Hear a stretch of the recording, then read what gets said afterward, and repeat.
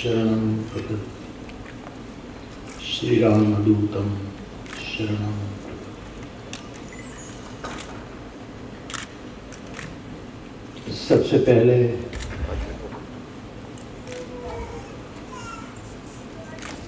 मंच पर विराजित मेरे व्यवस्थापकों ने मेरी काली शॉल ले ली दरवाजे पर, जो उसके नियम थे कि ये सब आप नहीं ले जा सके। कोई बात नहीं, शॉल ही ले ली थी, लेकिन मुझे लगा कि मैं जाऊं, शायद मेरे गले की माला ले लेते तो भी मैं निकाल देता।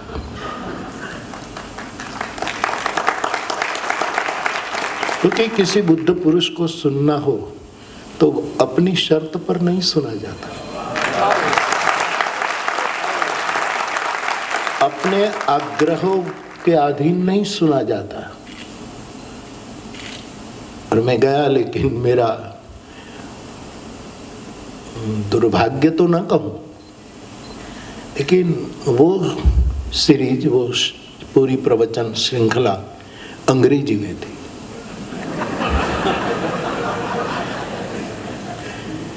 और मैं कुछ, वरना यद्यपि ओशो का इंग्लिश बहुत प्यारा था, बहुत प्यारा। कुछ उच्चार तो खुद ने अर्जित किए थे इंग्लिश के, जो जिसकी मूल भाषा हो उससे भी अब विद्रोही ही करना।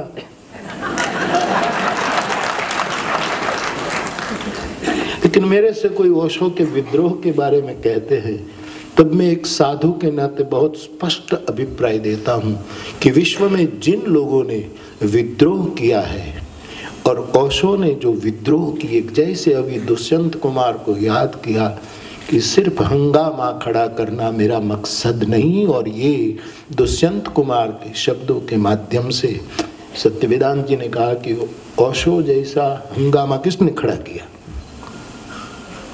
लेकिन साहब एक वस्तु याद रखे, बुद्ध पुरुष विद्रोही होते हैं, होने चाहिए, लेकिन उस विद्रोह के पीछे किसी के प्रति द्रोह नहीं होता है। ये द्रोह मुक्त विद्रोह था। तो वो अपने ढंग की अंग्रेजी बोलते थे, लेकिन शब्द समझ में ना आए तो क्या चिंता। एक नाद, एक गैबी आवाज जो श्रवण पुट को प्रसन्न कर रही थी, वो आनंद मैंने लूटा। तो 2 बार दर्शन, 2 बार सुनने का अवसर मिला।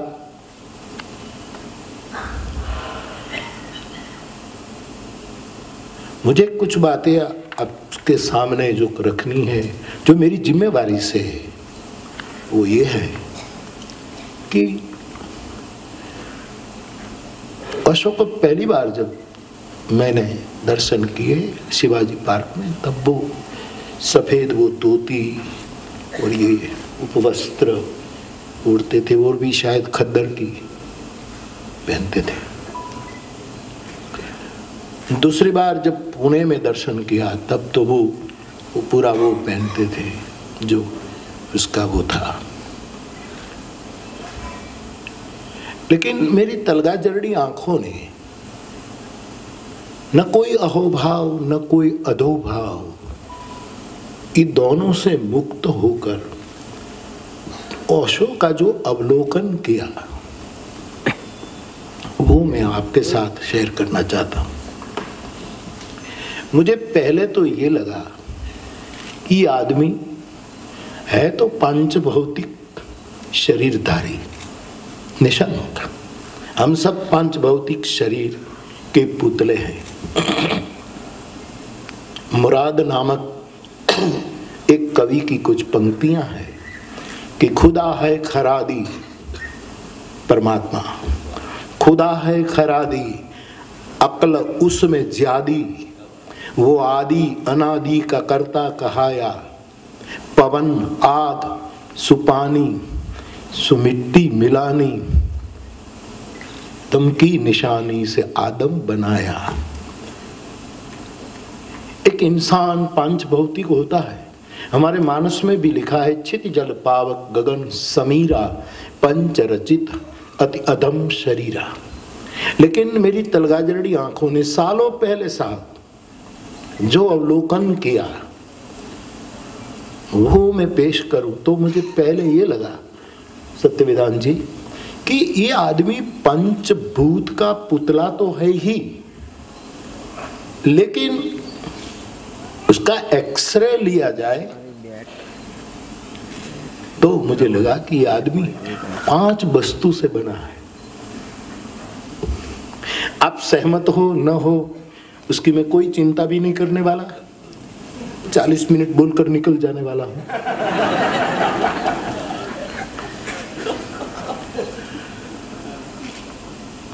मैं उसके बारे में कुछ नहीं जानता था, लेकिन मुझे किशन बिहारी नूर साहब का एक शेर याद आ रहा है कि कोई यहां आया भी है और अभी ठहरा हुआ भी है, कोई यहां आया हुआ है और अभी ठहरा हुआ भी है, क्योंकि घर की दहलीज पे उजाला है बहुत।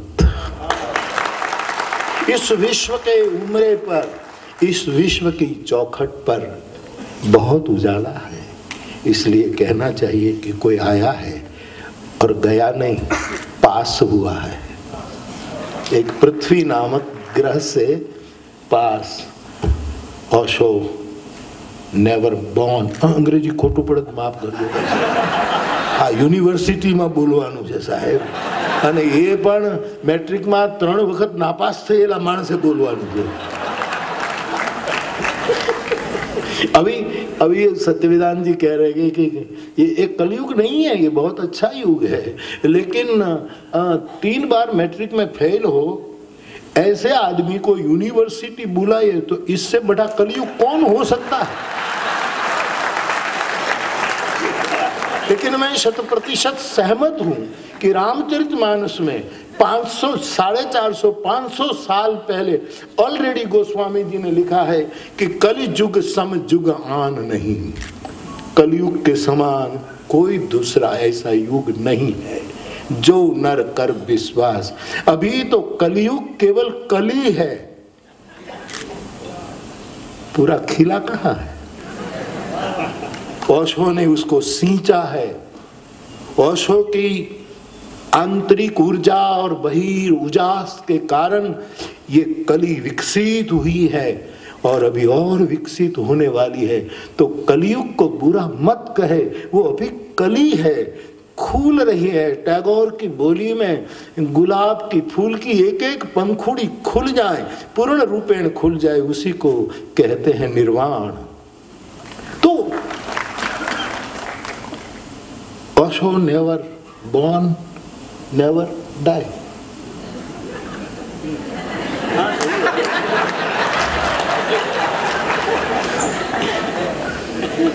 लेकिन ओशो का इंग्लिश में मैंने एक अर्थ किया है, साहस करो।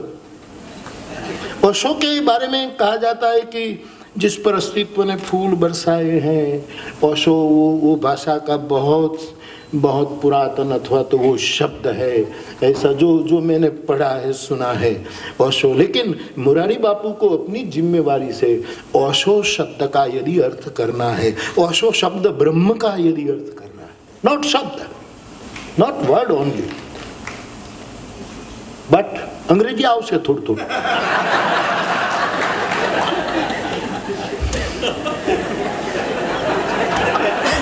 प्लीज दक्षेश भाई मुझे प्लीज स्पेलिंग बताइए। ओवन का स्पेलिंग क्या होता है? ओवन, OWN, अपना ओवन, ठीक है। साइलेंट का स्पेलिंग मैं परीक्षा नहीं ले रहा हूं। साइलेंट, ठीक है। साइलेंट एस से शुरू होता है ना, ठीक है। हैप्पीनेस का अथवा होलीनेस का स्पेलिंग एस से शुरू होता है। फिर ओवन का पहला अक्षर। मुरारी बापू मानता है कि ओशो का अर्थ है ओवन साइलेंट। शास्त्र अर्जित नहीं, परंपरा अर्जित नहीं, वातावरण अर्जित नहीं, प्रयास द्वारा निर्मित किया गया शांति नहीं, मौन नहीं, ओवन साइलेंट, जो आदि अनादि काल से बुद्ध पुरुषों में रहा है। ओ का अर्थ है ओवन, एस का अर्थ है silent, oven silent and oven happiness, oven holiness. संस्कार द्वारा लाया गया पवित्र नहीं, किसी ने कुछ विधि विधान करवाई और अपवित्रो पवित्रो वा सर्वांगतोपि वा ये स्मरेत पुंडरीकाक्षो बाह्याभ्यंतर शुचि। ये बड़ी प्यारी बात, लेकिन एक प्रसन्नता, एक हैप्पीनेस अथवा पवित्र, वो भी ओवन साइलेंट एंड हैप्पीनेस अथवा होलीनेस ओवन। खुद की प्रसन्नता, खुद की पवित्रता, खुद का मौन, वो है ओशो।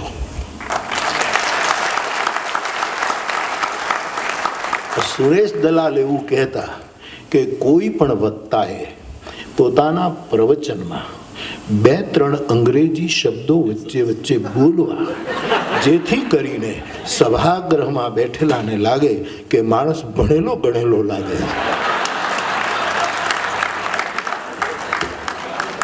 लेकिन ये मेरी परिभाषा मुझे प्रिय है, जिसको अपना मौन न हो और जिसको अपना पवित्र न हो, वो ओशो अवस्था से बहुत दूर है। तो ऐसे ओशो को मेरी तलगाजरड़ी आंखों से देखना है, उसके प्रति अहोभाव और अधोभाव नहीं, उसको जरूरत नहीं है। कई लोग, मैं छोटा था तब से ओशो के बारे में इधर उधर से सुनता रहा। कई लोग मुझे ओशो के बारे में, हम ओशो को सुनते हैं, अथवा तो जैसे कई लोगों की एक फैशन बन गई थी, हम कृष्णमूर्ति के लिसनर है। एक फैशन, हराम कुछ जाने तो कृष्णमूर्ति। हम जब मैं पढ़ता था, मेरी जेपी पारिक हाई स्कूल में, जिसका मेरे पर बहुत बड़ा योगदान है कि 3 बार मुझे फेल किया है, मैं ऋणी हूँ इस हाई स्कूल का। तो मैं साइकिल पर जाता था, तो मेरे साथ एक मित्र, वो भी, उसको क्रिकेट कमेंट्री, क्रिकेट में कुछ भी समझ न पड़े, लेकिन एक छोटा सा ट्रांजिस्टर, एक हाथ से साइकिल का हैंडल पकड़े, एक हाथ से ट्रांजिस्टर कान पर रखे और कमेंट्री सुने, और मैं साथ साथ होता। और जब कोई 6 मारे, 4 मारे और तालियां गूंजे तो उसको लगा कि कुछ हुआ है। तब मुझे पूछता था किसने मारी, तो मैंने कहा तू कर क्या कर रहा है, तू सुनता, एक फैशन। ओशो को सुनना फैशन नहीं होनी चाहिए।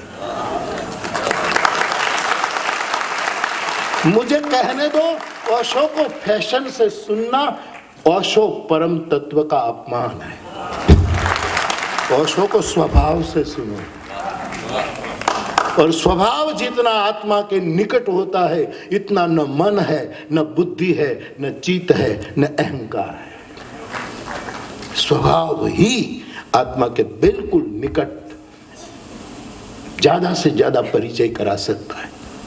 तो जब मैंने ओशो को नहीं सुना, लेकिन ओशो के बारे में जो बातें मैं सुनता था, मुझे जो सुनाए वो शायद इतना न भी समझ पाया हो, लेकिन शुक्रगुजार हूं मैं उसका कि उसने मुझे ओशो की कुछ बातें कही जिसको मेरे सदगुरु भगवान की कृपा से मैं धीरे धीरे समझने में सक्षम होता गया। और ऐसे सुनते सुनते ओशो के बारे में मेरी आंखों ने जो देखा कि ये 5 भूत का पुतला मात्र आदमी नहीं है, उसका पिंड जो है वो और 5 वस्तु से बना है। जैसे हमारे रामचरितमानस में लिखा है कि वाल्मीकि जी राम को कहते हैं कि राम, आपको देखता हूं तो लगता है हाथ पग है, आप खाते हैं, पीते हैं, उठते हैं, बैठते हैं, नंगे पैर पिता की आज्ञा मानकर निकल पड़े हैं, पत्नी साथ में है, बाएं है, ये है, सब देखता हूं। तो आपका शरीर भी पंचभूत का ही है, लेकिन मैं बराबर देखता हूं, वाल्मीकि कहते हैं कि बराबर देखता हूं तो मुझे लगता है कि आपका देह चिदानंदमय देह तुम्हारी, आपकी देह, आपकी काया, आपका कलेवर चिदानंदमय है। ऊपर तो ये है हड्डी पसली सब कुछ। ओशो के बारे में क्या कहूं, ये मेरी जिम्मेवारी से मैं बोल रहा हूं साहब, आप कबूल करें ना करें कोई चिंता नहीं। कोई मुझे कहे कि ओशो के प्रति इतना बड़ा अहोभाव मुरारी बापू व्यक्त कर रहे, तो कर रहा हूं। आप धर्म जगत में प्रवचन करने वाले रात को रोज ओशो अपने तकिए के नीचे ओशो की कैसेट सुनते सुनते सुबह 9 बजे ओशो का पुण्य स्मरण किए बिना तुम्हारे नाम से सूत्रपात करते हो, इससे बड़ा अपराध कौन हो सकता है। और सही धार्मिक व्यक्ति किसी को अछूत नहीं समझ पाएगा, धर्म समझ पाएगा अवश्य। जो अभी धर्म और धार्मिकता को विलग किया गया, धार्मिक व्यक्ति कैसे किसी को स्पृश्य समझे। आनो भद्रा कर्तव्यो, ये जो ऋग्वेद हमारा वेद कि जहां से मुझे शुभ विचार प्राप्त था उसको लो। राशिद का एक उर्दू का बड़ा प्यारा मक्ता है, गजल तो मुझे पूरी याद नहीं, लेकिन उसका मक्ता है, आखिरी शेर को मक्ता कहते हैं। राशिद किसे सुनाए गली में तेरी गजल। शायर की पीड़ा देखिए, शायर की वेदना देखिए। राशिद किसे सुनाए गली में तेरी गजल, क्योंकि उनके मकान का कोई दरीचा खुला न था। मैं तो बंजारा की तरह, बाबुल की तरह, बाबा की तरह गाता निकला, लेकिन उसकी गली में किसी के मकान की एक भी खिड़की खुली नहीं थी। मेरे विचार जाएं तो जाएं कैसे। खिड़कियां खुली रखो साहब सत्य के लिए। तो मेरे पर तो बहुत लोग, अब धर्म जगत तो धर्म जगत होता है, मैं धर्म धुरंधर जगत तो इससे भी बहुत ऊंचा होता है, उसमें भी खबर नहीं क्या क्या दरज्जे हैं। मैं ना आस्तिक हूं साहब, मुझे आप जैसे बुद्धिजीवियों के सामने कहना मुरारी बापू ना आस्तिक है ना नास्तिक है, मुरारी बापू वास्तविक है। मैं आप कोई दोहरा धागा में नहीं मानता, देखो मैं कोई क्रिया कर्म दोहरा, हाँ पूजा करता हूँ, शिव अभिषेक करता हूँ, मेरे ठाकुर जी की पूजा करता हूँ। फूल चढ़ाना मुझे अच्छा लगता है, क्योंकि एक फूल दूसरे फूल पर चढ़े इसके समान सुंदर संगति और कौन हो सकती है। मैं कृष्ण को फूल चढ़ाऊं तब कृष्ण भी एक फूल है और उसने बनाया हुआ एक दूसरा फूल, 2 फूल मिल रहे हैं और 2 नदियों का मेल अगर इतना पावन कहलाता है तो क्यों न जहां 2 दिल मिलते हैं स्वर्ग वहां बस जाता है। हर मौसम है प्यार का मौसम, होगा कि नहीं। आगे की पंक्ति अभी रहने दो।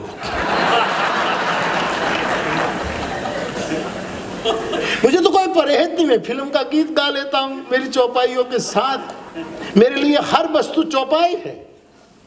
यदि दृष्टि हो तो बाप क्यों अस्पृश्य। ओशो का नाम लेकर अहोभाव के साथ कहना चाहिए कि विचार ओशो, लेकिन राशिद किसे सुनाए गली में तेरी गजल। उनकी गली में कोई उनके मकान का कोई दरीचा खुला न था, पत्थर सुलग रहे थे, कोई रास्ता न था, हम जिस तरफ चले थे उधर रास्ता नहीं, कोई नक्शा न था, हम जिस तरफ चले थे वहाँ कोई रास्ता। तो बाप मुझे इतना ही कहना है। मुझे कितने बजे पूरा करना है? अशोक के बारे में बोलना आनंद आता है साहब, और जो जिस पर बोलने के लिए आनंद आए वो भजन है, वो साधना है। और ऐसे प्रवचन करने के लिए मेरे उपनिषदकार ने हमें सिखाया है, स्वाध्याय प्रवचनाभ्याम न प्रमदितव्यम, उसमें प्रमाद न करो। कथा करो। हाँ, मैंने दक्षेश भाई कहते कि बापू मैंने एक कथा ओशो के ऊपर की है, पूना में की है साहब। थोड़ा धर्म जगत को तकलीफ भी हुई है, लेकिन अब किसी को तकलीफ हो तो हम करें भी क्या, इससे हम क्या कर सकते हैं। लेकिन मैंने की, और मेरा विषय था मानस नृत्य, क्योंकि ओशो नृत्य करता हुआ धर्म की बात लेकर आया था। ओशो मानस नृत्य पर, और मैंने ये पूरी कथा ओशो की समाधि को समर्पित की है। मेरा ये मनोरथ था साहब, और कैंपस कथा का भी योग होगा तो आई विल ट्राई।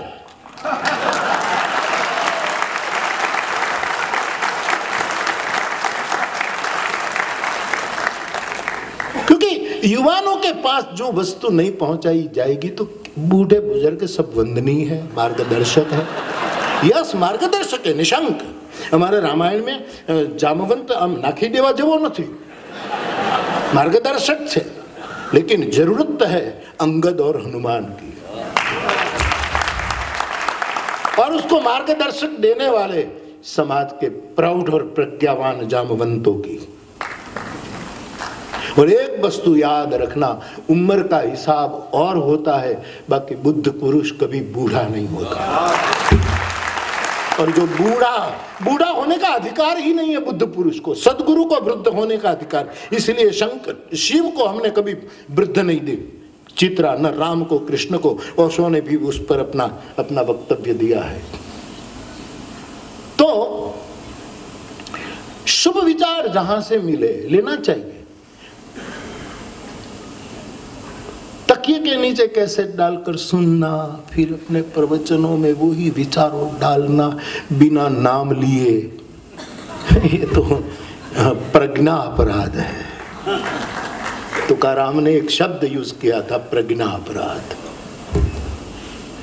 तो मैं तो खुले में कहता हूं, और मेरा मनोरथ था कि मुझे ओशो पर एक कथा कहनी है। मैं कम से कम उससे जो मैंने कई बार कहा और आपके सामने भी कहा कि ओशो ने इतने सब्जेक्ट पर अपना प्रवचन और अपने विचार प्रस्तुत किए हैं साहब। इनमें से कई सब्जेक्ट के बारे में मुरारी बापू को पता ही नहीं था कि लाओ त्सु कौन है। यस साहब, मैं कबूल कर रहा हूं कि मुझे लाओ त्सु का नाम तक पता नहीं, क्योंकि देहात में जन्मे, जन्म तारीख तक का कोई निर्णय नहीं, मेरी असली जन्म तारीख का निर्णय नहीं। ये तो देहात में दादाजी गए, जिस तारीख को मुझे स्कूल में भर्ती किया लिखवा दिया कि जन्म तारीख भी। ऐसे देहात में पैदा हुए। 25 सितंबर मेरा जन्मदिन नहीं है, पूरी दुनिया में चल रही है 25 सितंबर। अब मैं ओशो की नकल तो नहीं कर सकता कि मुरारी बापू नेवर बॉर्न।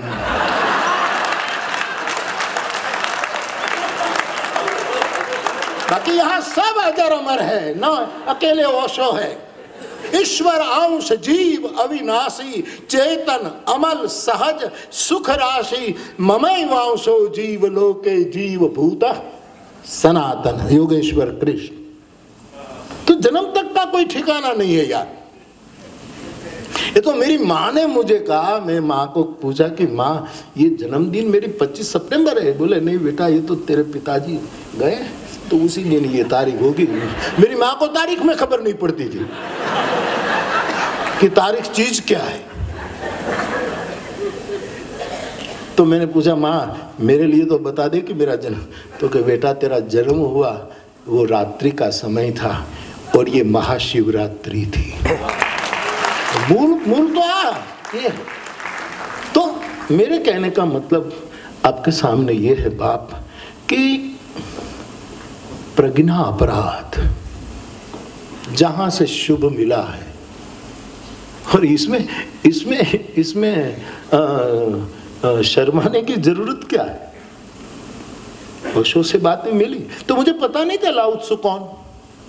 कबीर का पता, बुद्ध का पता, महावीर का पता, सुकरात तक का पता, खलील जिब्रान को थोड़ा पढ़ा तो उसका पता, उमर खयाम का पता, जो और जितने भारतीय संत है, मनीषी है, इन सब का पता। लेकिन लाओ त्सु और जो मुझे खबर ही नहीं कि कौन आदमी है। और कई लोगों को ये तो ओशो ने कहा, उसके बाद सब किताब लिखने लगे हैं लाओ त्सु पर। बाकी એને મારી જેમ જ હતું લગભગ। હા, એ કબૂલ નથી કરતા, હું કબૂલ કરું છું આટલો ફરક, કારણ કે ડાયા ને હું ગાંડો, આટલો ફરક। तो बाप, मैंने मेरी आंखों से,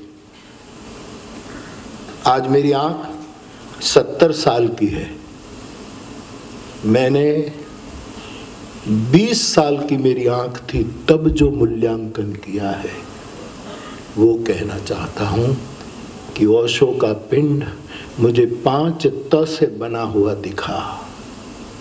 एक तर्क, लॉजिक गजब का साहब, गजब का, लेकिन केवल रूखा सूखा लॉजिक नहीं था। जैसे दक्षेश भाई ने कहा कि वो कोई विनोद में एक टुचका कह दे, इसके पीछे कितना, ये एक मैं भी सुना दूं, मैं पीछे क्यों रहूं।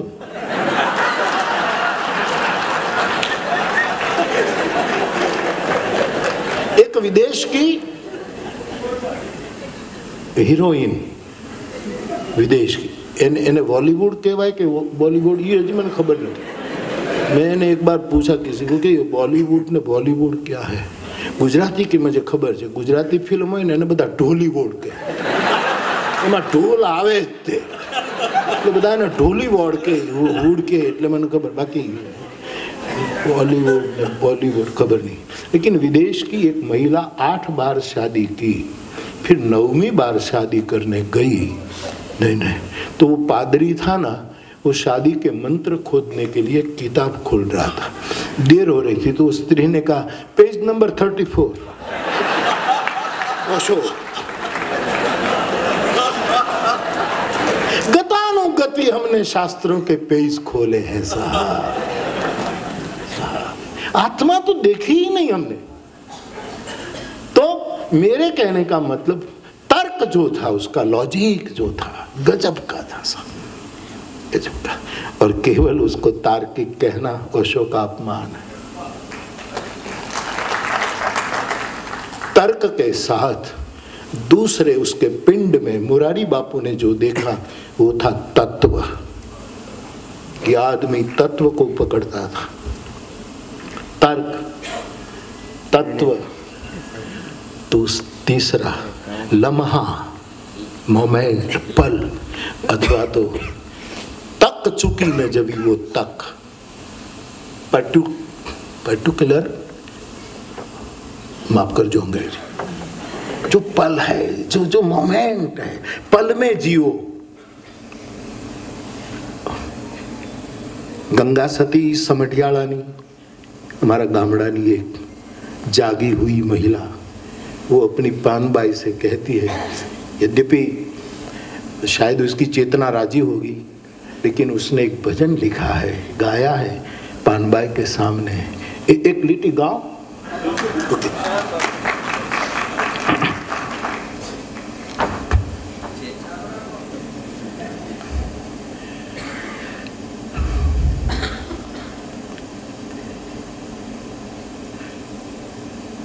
शीलवंत साधु ने पानबाई वारे वारे नमिए ने,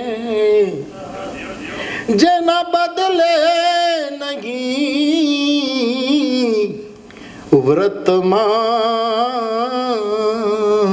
गंगा सती कहती है कि ऐसे शीलवंत सदगुरु को एक बार नहीं बार बार प्रणाम करो।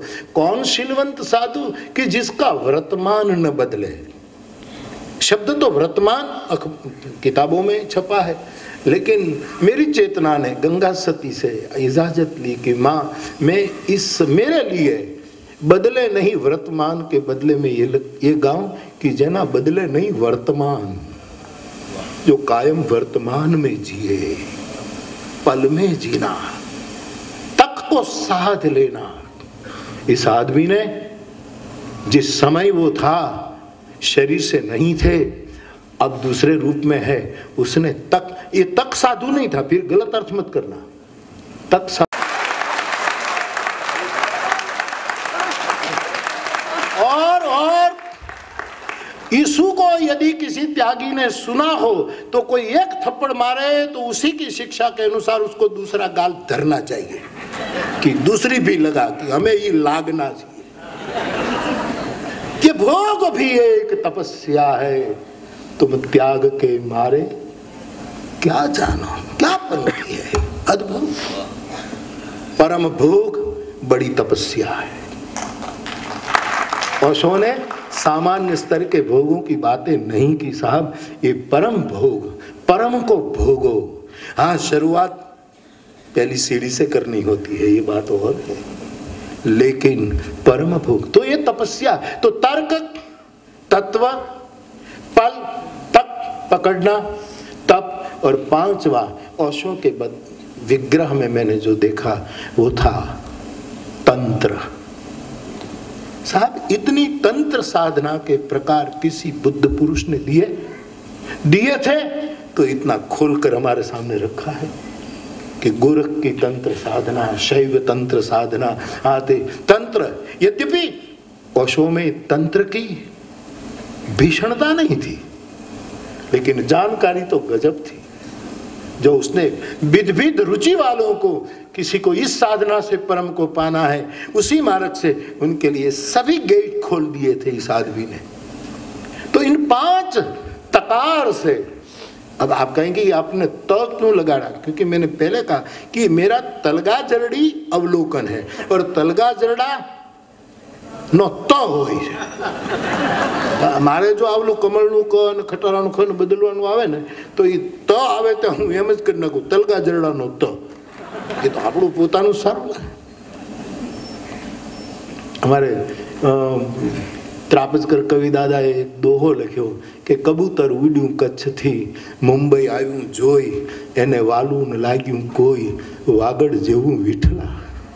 अपनापन, फर्क इतना ही है सयाद, कफस और आशियाने में उसने तेरे तुझे बनाया है, उसे मैंने बनाया है।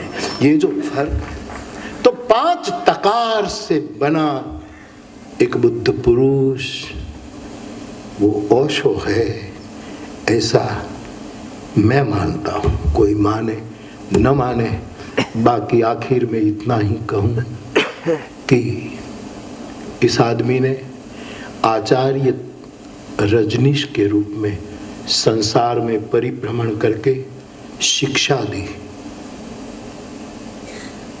भगवान रजनीश के रूप में पुणे में बैठकर उसने सबको दीक्षा दी।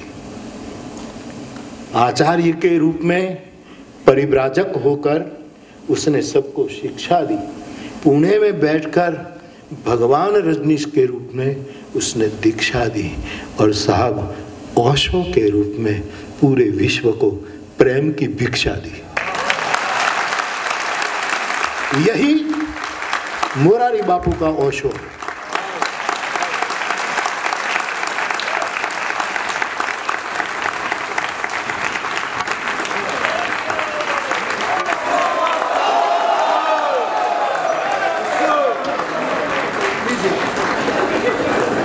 સાહેબ દુનિયામાં ઘણી પીઠ હોય છે।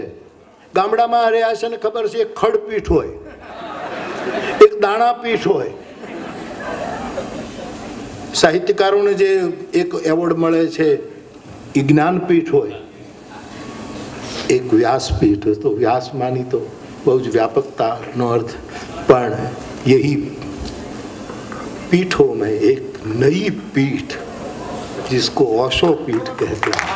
और मैं ओशो प्रेमियों से चाहूंगा कि जिसने ओशो को बिल्कुल समर्पित भाव से सेया है, उसको चाहिए कि जहाँ जहाँ अवसर मिले वहाँ ओशो पीठ पर बैठकर ओशो की कथा और ओशो के विचारों को जगत को प्रेषित करे। और जब कोई 3 दिन की बात ओशो पर करे तो उस पीठ को नाम व्यासपीठ देने की जरूरत नहीं है, ओशो पीठ दीजिएगा कि ये ओशो पीठ है। और दूसरी एक प्रसन्नता मैं व्यक्त करना चाहता हूँ जाते जाते, मुझे दक्षेश भाई ने कहा जब मैं आया कि बापू ओशो के नाम तो एक यूनिवर्सिटी होनी चाहिए। इस विचार को तलगाजरड़ा के एक बाबा के नाते मैं बहुत समर्थन कर रहा हूँ कि ओशो नाम की एक यूनिवर्सिटी होनी चाहिए। और ये ओशो पीठ अथवा ये ओशो यूनिवर्सिटी आप जाने उसके बारे में क्या करना, लेकिन तलगाजरड़ा में श्री हनुमान जी की जो मूर्ति प्रस्थापित है, उस हनुमान जी के प्रसादी के रूप में ओशो पीठ अथवा ओशो यूनिवर्सिटी जो हो, ओशो पीठ से शुरू हुआ तो उसमें 1 लाख रुपया का तुलसी पत्र आप कबूल करें, ऐसी मेरी प्रार्थना है। आप उसको ग्रहण करें। बहुत बहुत शुक्रिया, धन्यवाद।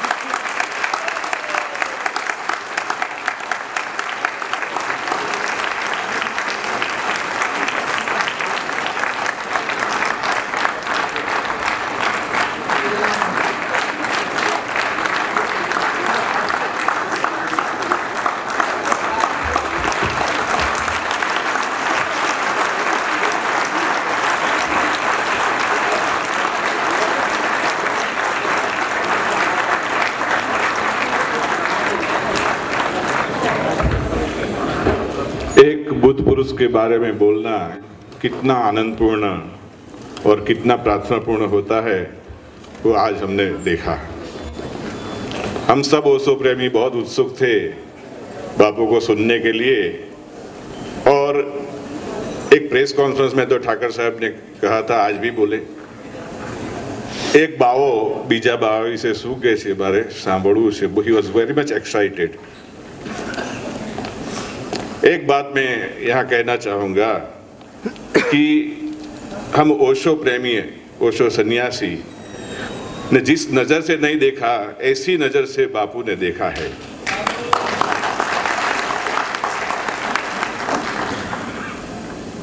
और ओशो की बायोग्राफी में प्रस्तावना के रूप में बापू ने लिखा है, वो जब मैंने पढ़ा, गुजराती में है, तब मेरी आंखों से आंसू बहने लगे थे कि मैंने कभी इस नज़र से मैंने नहीं देखा। ये बापू जब मुझे सिखा रहे हैं कि ओशो तो ये है, वो मैं पढ़ के सुनाता हूँ। ओशो एक साथे घणું છે, ઋષિ, યોગર્ષિ, મહર્ષિ, દેવર્ષિ, રાજર્ષિ, બ્રહ્મર્ષિ અને પ્રેમર્ષિ, જાણે 20મી સદીને પરમાત્માએ આપેલ સપ્તર્ષિ છે। इस नज़र से तो हमने कभी नहीं देखा था। बहुत शुक्रिया, बड़ी मेहरबानी बापू आए। मैं वक्त की कमी है इसलिए अभी सीधे बोलूँ।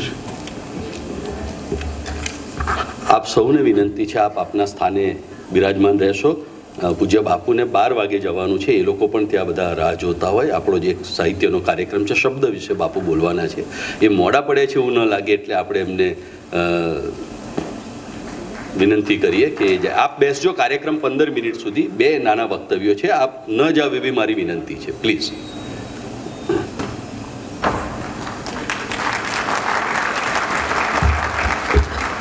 वक्त की कमी है, मैं सीधे हमारे अतिथि फिल्मी लेखक कमलेश पांडे जी को आमंत्रित करता हूं कि ओशो के बारे में कुछ कहें।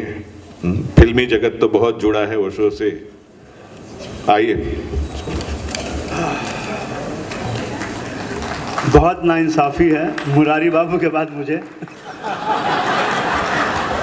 सबसे पहले तो मैं धन्यवाद देना चाहूँगा इस विश्वविद्यालय को, भाई चांसलर साहब को, वेदांत को, हमारे सारे सन्यासी मित्रों को कि ना मुझे बुलाया बल्कि इतना सम्मान दिया कि जिस स्टेज पर मुरारी बाबू बैठे हैं उस स्टेज पर बिठा के मुझे सम्मान दिया।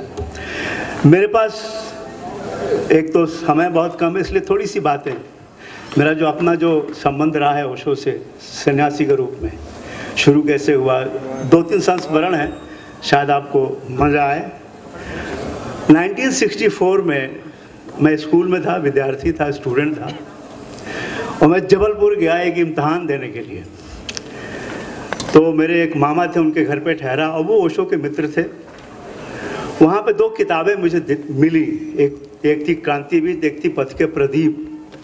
और मुझे लिखने का शौक़ था, और लिखने में जाहिर है कि अच्छे वाक्य, कोटेशंस लोग इस्तेमाल करते थे अच्छे नंबर लाने के लिए। तो मैंने कहा ये कमबख्त, ये तो हर लाइन कोटेशन है, ये कौन है ये बंदा। उस समय उनका नाम आचार्य रजनीश हुआ करता था। तो मेरे मामा ने कहा कि आओ चलो शाम को मिलवाते हैं। मैं गया शाम को ओशो के बंगलों में, जहाँ वो शाम को बैठते थे और लोगों से बात करते थे, सवाल के जवाब देते थे। वो उम्र जो होती है 14-15, जिसमें सिर्फ लड़कियां सुंदर लगती हैं। मैंने कहा ये आदमी कितना सुंदर है। ओशो नंगे बदन थे, लुंगी पहने हुए, और उस वक्त ओशो का जो शरीर था वो रेसलर जैसा था, पहलवानों की तरह, कंधे विशाल कंधे, बाहु, दाढ़ी वाड़ी ब्लैक। मैंने कहा ये आदमी कितना सुंदर है। और उस वक्त ओशो एक कहानी कह रहे थे, जो कहानी मेरी ज़िंदगी में फिर सतत चलती रही एक धारा की तरह। वो शायद आपने भी कहानी पढ़ी होगी, किताबों में उनके सुनी भी होगी, कि एक जैन गुरु ने अपने शिष्य को कहा कि वो अपनी सत्य खोजने आया था, शिष्य बेचारा, कहा कि जा बांस हो जा, और वो शिष्य चला गया। सालों बीत गए, अता पता नहीं, वापस नहीं लौटा।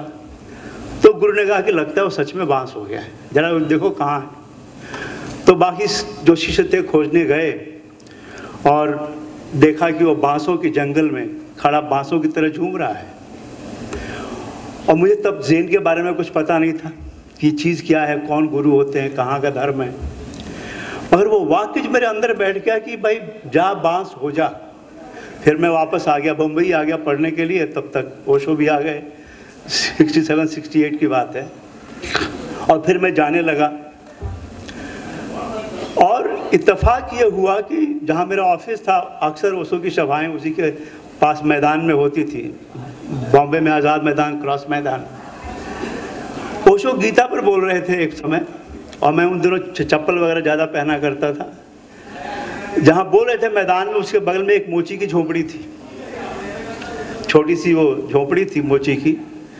और मैं एक दिन मेरी चप्पल टूट गई, मैं सुनने गया और वापस आते हुए चप्पल टूट गई। तो मैं रुक गया मोची के यहाँ सिलवाने के लिए। अंदर से मोची की जो बीवी थी वो गालियों पर गालियाँ दिए जा रही थी, ऐसी भद्दी भद्दी गालियाँ। और मोची आराम से बिना कुछ रिएक्ट किए अपने जूते से मेरी चप्पल सिल रहा था। मुझे ताजुब हुआ कि अब कोई रिएक्शन नहीं दे रहा है, इसकी बीवी इतनी भयंकर गालियाँ दे रही है, इतनी डांट रही है, और इस पर कोई असर नहीं हो रहा है। तो मैंने कहा भैया ये क्या बात, क्या मतलब, वो तो बोले जा रही हो, तुम चुपचाप ये मेरी चप्पल सिले जा रहे हो।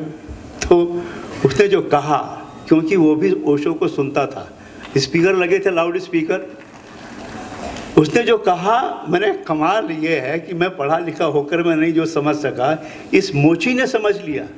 उस मोची ने कहा कि जो बोला गया स्वप्न में बोला गया है, और जो सुना गया स्वप्न में सुना गया है, फिर फिक्र किस बात की। उसके बाद मैंने कहा अब तो मामला बड़ा सीरियस हो रहा है। और तब तक वो संन्यास उन्होंने देना शुरू कर दिया था। मनाली में कैंप था श्री कृष्ण पर, और फिर आबू में कैंप होने लगे। मैंने कहा अब तो फैसला करना पड़ेगा, इधर या उधर, ओशो के साथ रहना है तो संन्यास तो लेना पड़ेगा। तो एक हिंदुस्तानी आदमी की एक चीज़ होती है, आदत होती है कि अगर बहुत खर्चा कर लो किसी भी चीज़ में तो फिर उसका इस्तेमाल करना पड़ता है। इकोनॉमिक रीज़न है बिल्कुल। तो मैंने 6 जोड़ी कपड़े बनवा लिए गेरुए। उन दिनों हम लोग लुंगी कुर्ता पहनते थे और माथे पे स्कार्फ, वो हमारा उस वक्त कपड़ा हुआ करता था। तो मैंने 6 जोड़ी लुंगी कुर्ता बनवा लिए, स्कार्फ, और गया दर्जी के पास गया लेके बनाने के लिए।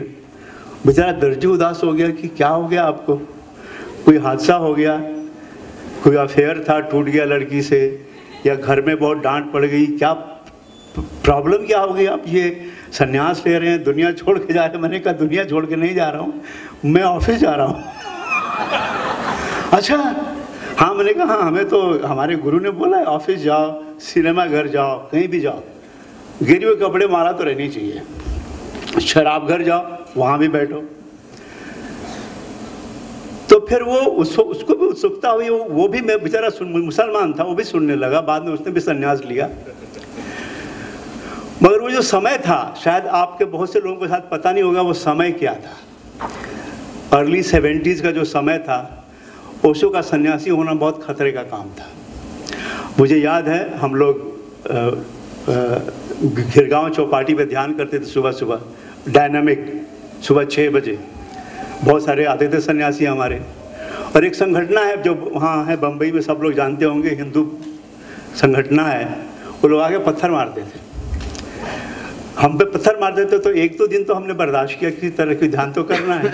फिर हम लोग ओशो के पास गए कि अब क्या करें, हम तो ध्यान करते हैं, उधर वो लोग आके पत्थर मारते हैं। तो ओशो ने कहा वो ध्यान ही किया जो पत्थर से हार जाए।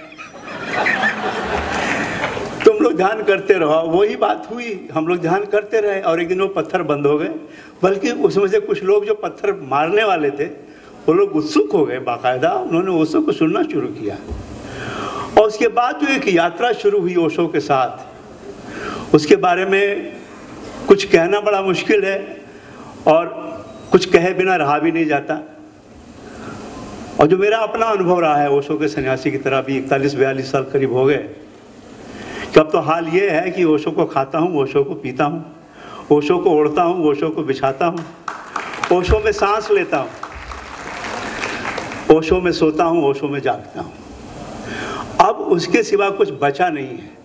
ठीक है, बाहर एक जिंदगी है, काम है, परिवार है, सब कुछ है, मगर एक अंतर्धारा, एक नदी है अंदर जो ओशो है, और वो नदी लगातार बहती रहती है। आप जहाँ भी हैं, जो कर रहे हैं, एक डुबकी लगी जाती है बीच बीच में। तो अब ओशो के बारे में इतना सब लोगों ने बोला है, वेदांत ने, मुरारी बापू ने, सब ने, और कुछ बोलने की मुझे कोई ज़रूरत नहीं है। मेरा अपना एक अनुभव था, वो थोड़ा सा मैंने शेयर किया।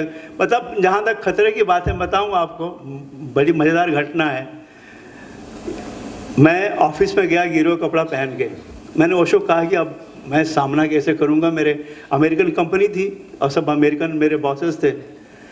मैंने कहा वो तो मुझे नौकरी छोड़नी पड़ेगी। बोले कि वो तुम बाद में देखना, पहले जाओ। तो मैं गया। 1-2 दिन तो किसी ने कुछ नहीं कहा। उनको लगा कि शायद मैं तब विज्ञापन व्यवसाय में हुआ करता था, तो उन्हें कि मैं शायद मॉडलिंग कर रहा हूँ, मैं गिरियो कपड़े में मॉडलिंग कर रहा हूँ। तो 1-2 दिन उन्होंने झेला मुझे। जब हफ्ते भर निकल गए तो लोगों की बात तो सीरियस है, ये क्या चक्कर है। तो मेरे बॉस ने बुलाया मुझे, जॉन गेनर नाम था उसका, अमेरिकन। ये क्या है? मैंने कहा मैंने संन्यास लिया है, मेरे कपड़े हैं, मेरे गुरु ने बोला ये पहनना है तो पहन रहा हूँ, ये सब नहीं चलेगा। मैंने कहा क्यों नहीं चलेगा? काम मैं करता हूँ कि मेरे कपड़े करते हैं, और मेरे काम में कुछ कमी है तो बताओ मुझे।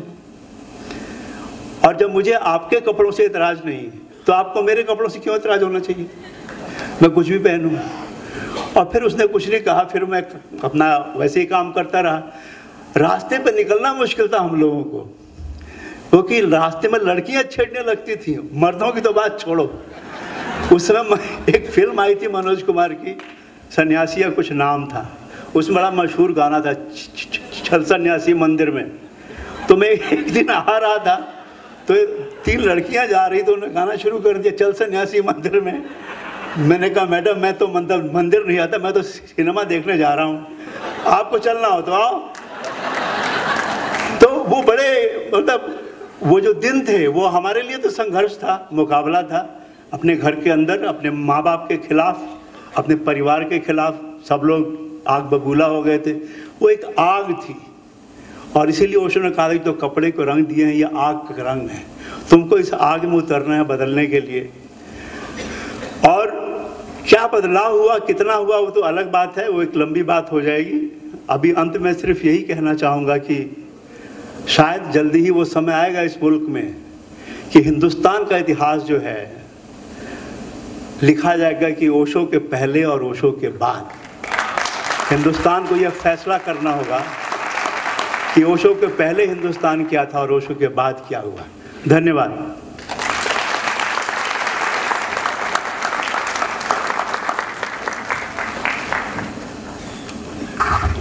बहुत आभार सर। हमारे बीच जिन्होंने भी देखा है रिबेलियस फ्लावर,